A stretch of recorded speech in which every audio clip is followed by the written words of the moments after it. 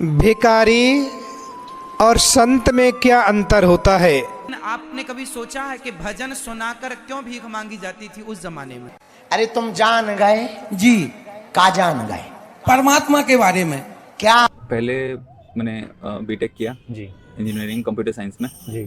मैंने एमटेक के लिए एंट्रेंस एग्जाम 2008 में हम भी आर्मी के लिए अपनी सेवाएं देने के लिए आर्मी ज्वाइन किया। आपने सनातन धर्म के आलोचकों के मुंह से ये जरूर सुना होगा कि सनातन धर्म में सन्यासी वही बनते हैं जो अपने जीवन में कुछ कर नहीं पाते, जो अपने पारिवारिक, सामाजिक एवं व्यवसायिक जीवन में असफल हो जाते हैं।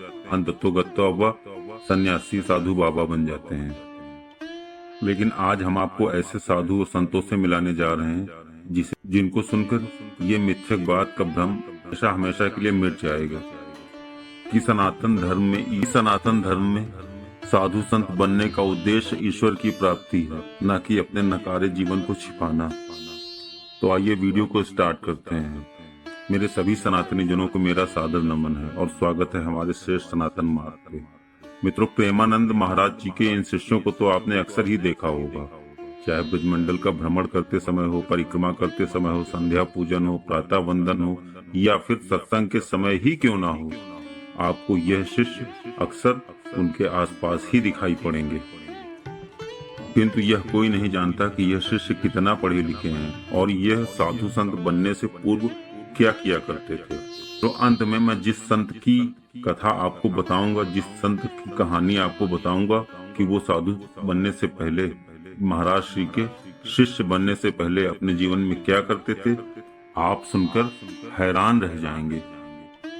सर्वप्रथम बात करते हैं बाबा महामाधुरी की। यह मूलतः पीलीभीत के रहने वाले हैं और यह महाराज श्री के शिष्य बनने से पहले प्रोफेसर हुआ करते थे।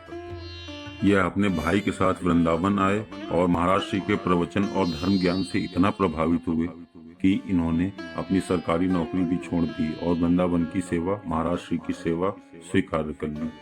आइए सुनते हैं उन्हीं की जुबानी।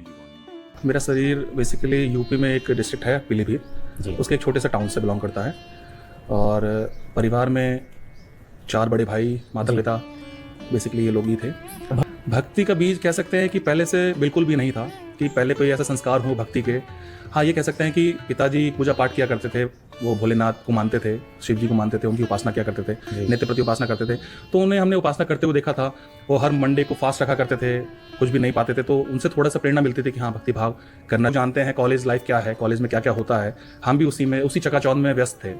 फिर अचानक से प्रभु की प्रेरणा हुई कि नाम जपना चाहिए। कहीं सुना था किसी से, नाम जपना चाहिए। और सबसे पहले महामंत्र से शुरुआत हुई है। इस भगवती की यात्रा की जो शुरुआत महामंत्र से हुई है। जो भी जाता है तो वो कॉलेज में यही सोच के जाता है कि हाँ, अच्छी से अच्छी जॉब मिलेगी, अच्छा पैसा कमाएंगे। तो ऐसा हर कोई एक्सपेक्ट करता है, तो हमारी भी कई कामना ऐसी थी।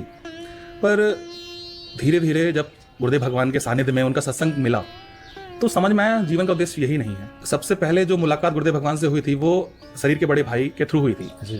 इसके बाद आते हैं श्यामा शरण बाबा पे। यह महाराज के शिष्य होने के साथ साथ में महाराज श्री के रिश्तेदार भी हैं। मित्रों, अक्सर कहा जाता है कि जो साधु संत होता है उसके घर में कोई दूसरा साधु संत नहीं होता है, लेकिन यह महाराज श्री के भतीजे हैं। इनका जन्म स्थान और महाराज श्री का जन्म स्थान लगभग एक ही घर का है और यह आज बाबा जी की शरण में है।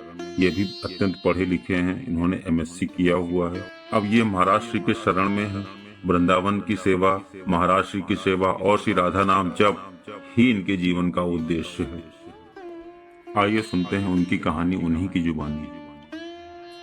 प्रभु की और श्री जी की अपार कृपा है जी कि ये जो हमारा शरीर है ये पूज्य महाराज जी की जन्मस्थली से संबंधित है जी। जहाँ पूज्य महाराज श्री का जन्म हुआ उसी स्थान पर, उसी घर पे ही हमारा भी जन्म हुआ जी। कानपुर नगर के कस्बा नरवल तहसील के अंतर्गत एक गांव है अखरी जी, वहीं पर यह शरीर हुआ। पूज्य महाराज श्री का जिस स्थान पर जन्म हुआ उसी स्थान पर हमारा भी जन्म हुआ। ये हमारे लिए बहुत सौभाग्य की बात है। पूज्य महाराज श्री के शरीर के बड़े भ्राता के अनुज पुत्र के रूप में इस शरीर का जन्म हुआ जी। यानी शुरू से ही, प्रारंभ से ही, क्योंकि एक विशुद्ध ब्राह्मण परिवार में हमारा जन्म हुआ और वहाँ पर एक जैसे भक्ति भाव होता है तो शुरू से ही पूर्ण रूप से भक्ति हमारे बाबा संन्यास धर्मों में थे, पूर्ण रूप से संन्यास का कठोरता से पालन करने वाले। उनको हमने देखा भी है कि जैसे पूर्ण रूप से जैसे सन्यासी होते, पूर्ण रूप से संन्यास का पालन करने वाले, एक एक अक्षरशः शास्त्र के अनुसार पालन करने वाले, तो उनको हमने साक्षात दर्शन किए। अब बात करते हैं उनके सबसे प्रमुख शिष्य की। इनका नाम नवनागरी बाबा है। यह महाराज श्री के आश्रम में उनके साथ साथ रहते हैं और उनके साये की तरह ही उनके साथ दिखाई पड़ते हैं। ये मूलतः पठानकोट के पंजाब के रहने वाले हैं। इससे पहले ये आर्मी में नौकरी किया करते थे, किंतु अब ये महाराज श्री की एवं वृंदावन की सेवा में रत हैं। इनके पिता भी आर्मी में हैं। आइए सुनते हैं इनकी कहानी इन्हीं की जुबानी। जी मेरा शरीर पठानकोट का है, पंजाब में एक जगह है। जी मेरे माताजी आर्ट एंड क्राफ्ट के टीचर थे और पिताजी आर्मी में थे। इसकी सेवा करें तो उसी क्रम में 2008 में हम भी आर्मी के लिए अपनी सेवाएं देने के लिए आर्मी ज्वाइन किया। प्रियजनों, अब हम आपको ऐसे शिष्य से मिलाने जा रहे हैं जो 12 से 14 डिग्रियों के मालिक हैं।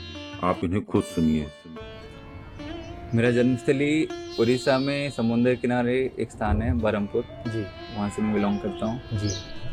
श्री जी की इच्छा से पहले मैंने बीटेक किया जी, इंजीनियरिंग कंप्यूटर साइंस में जी। फिर कैंपस प्लेसमेंट हो गया मेरा, मुझे नौकरी मिली विप्रो कंपनी में जी। तो बेंगलोर में पोस्टिंग हुआ तभी, और 2.5 साल में विप्रो में काम किया जी। फिर मैंने एमटेक के लिए एंट्रांस एग्जाम दिया, क्लियर किया, फिर एमटेक ज्वाइन किया।